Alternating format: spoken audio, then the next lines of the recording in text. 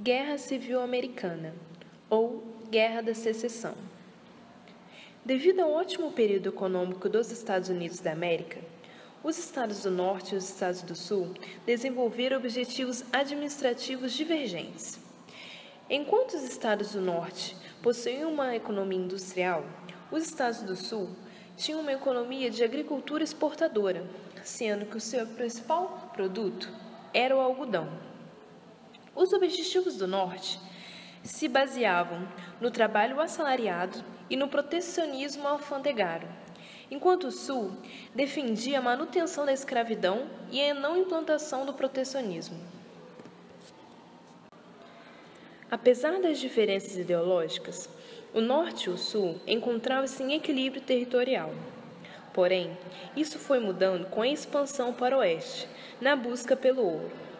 Criou-se, então, um acordo denominado Compromisso de Missouri, que estabelecia que os novos estados situados no norte deveriam adotar o trabalho livre, enquanto os que ficassem no sul poderiam escolher o trabalho escravo.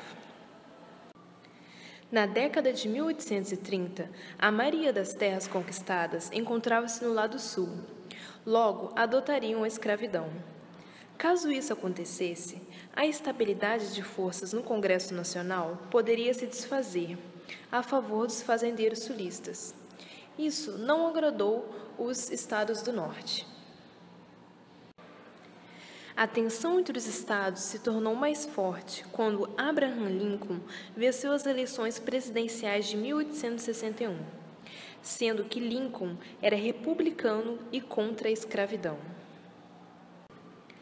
Com isso, 11 estados sulistas se separaram da União e formaram os Estados Confederados da América, com capital na cidade de Richmond, na Virgínia.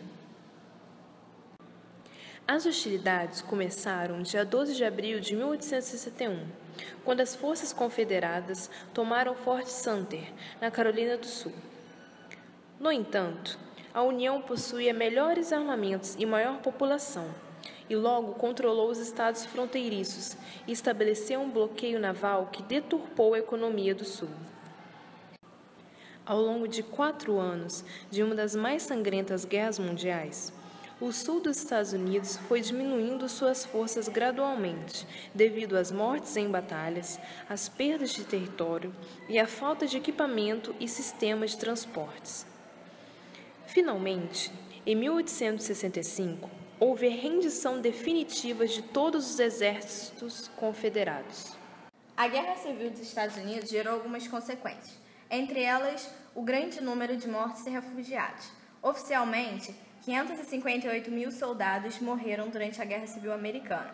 Esses números fazem com que a Guerra Civil americana seja a mais sangrenta de toda a história dos Estados Unidos. Muitos oficiais escaparam para a Europa, o México e o Brasil, e entre outros países. Eles buscavam fugir da recessão econômica e também da perseguição e discriminação que eles estavam sofrendo. Essa fuga se tornou o maior êxodo populacional da história dos Estados Unidos. Eles vinham para o Brasil em busca da nossa terra produtiva no plantio de algodão, milho e melancia, que eles tinham bastante experiência. Eles se instalaram em Santa Bárbara do Oeste e Americana, que leva o nome da marca da imigração. Aqui é a capela localizada no Cemitério do Campo, em Santa Bárbara do Oeste, São Paulo. Desenvolvimento militar. Ela teve rifles e armas de fogo utilizados em suas batalhas, tiveram balões com propósito de reconhecimento aéreo, submarinos eram capazes de destruir navios, foram utilizados também minas terrestres e aquáticas, teve exploração de ferrovias, eram usadas para movimentar um número grande de soldados de uma região para outra. Efeitos econômicos. A guerra teve um total, no seu custo, de 115 bilhões de dólares. Ela drenou os recursos financeiros do Norte e arruinou completamente a economia do Sul. No Sul, inúmeras fábricas, estabelecimentos comerciais e residências foram destruídos e campos foram queimados pelos soldados do Norte. O monopólio mundial muito importante do algodão sulista também foi destruído. O setor têxtil do Reino Unido, que era o principal comprador dos Estados Unidos, passou a importar de suas colônias na época do Egito e da Índia e também do Brasil, que no Brasil ficou conhecido, foi uma época que a gente importou bastante algodão. Já o norte cresceu de uma maneira surpreendente, na área metalúrgica, no transporte ferroviário, nos armamentos e naval, também na medicina, nas escolas e nas instituições de ensino superior. Esse crescimento do norte fez com que os Estados Unidos começasse a virar a maior potência econômica do mundo. A Ku Klux Klan, também conhecida como KKK, é o nome de várias organizações racistas dos Estados Unidos que apoiam a supremacia branca e o protestantismo, em detrimento de outras religiões. A Ku Klux Klan, em seu período mais forte, foi localizada principalmente na região sul dos Estados Unidos, como por exemplo no Texas e no Mississippi. A primeira Ku Klux Klan, na verdade, foi fundada pelo general Nathan Bedford em 1865, após o final da Guerra Civil Americana.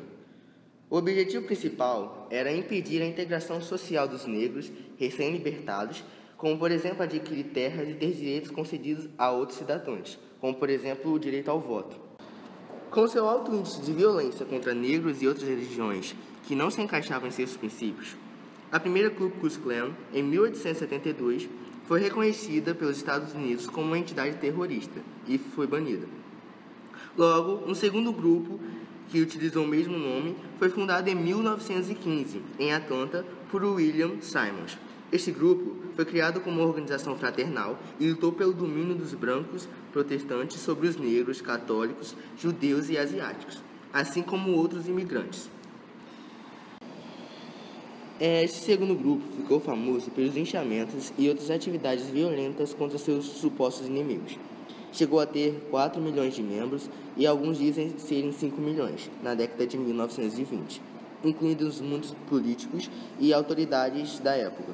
A popularidade do grupo caiu durante a Grande Depressão e a Segunda Guerra Mundial, já que os Estados Unidos se posicionaram ao lado dos aliados, que eram contrários às ideias totalitárias, extremistas e racistas como as nazistas. Desde sua criação, a Ku Klux Klan passou por vários ciclos de crescimento e colapso, e em algum desses ciclos, a Ku Klux Klan foi mais radical que em outros. Em 1915, foi lançado um filme chamado O Nascimento de uma Nação. Este filme retrata a Ku Klux Klan como um mocinho da história. Este fator, juntamente com a crescente imigração católica e judia, contribuiu para o renascimento do grupo. Segundo uma organização dos direitos civis, em 1825, quando a Ku Klux Klan organizou uma enorme marcha em Washington, o grupo tinha 4 milhões de membros e forte influência na política dos estados do sul dos Estados Unidos. Em 2015, a BBC lançou o documentário Ku Klux Klan, a supremacia branca, que mostra uma reunião de participantes da Ku Klux Klan na zona rural do Alabama, dos Estados Unidos. Além dessa aparição de membros, há também site da organização com ideais da Ku Klux Klan. Ataques terroristas e a chegada de imigrantes não brancos aos Estados Unidos proporcionaram novos inimigos à organização e, com eles, cada vez mais simpatizantes.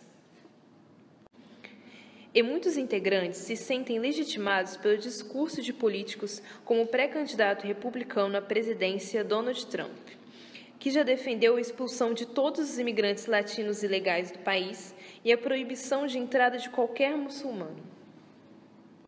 Para a surpresa de muitos que consideravam a intolerância racial um capítulo encerrado na história americana, a verdade é outra. A Klan não morreu com a integração. Aqui no sul dos Estados Unidos, no Alabama, a Ku Klux Klan está mais viva do que nunca. Hoje à noite, quando esta cruz for queimada, os cavaleiros da Ku Klux Klan estarão mostrando que o ódio e o racismo continuam sendo seu principal objetivo. The people just won't stick together. White people won't stick together.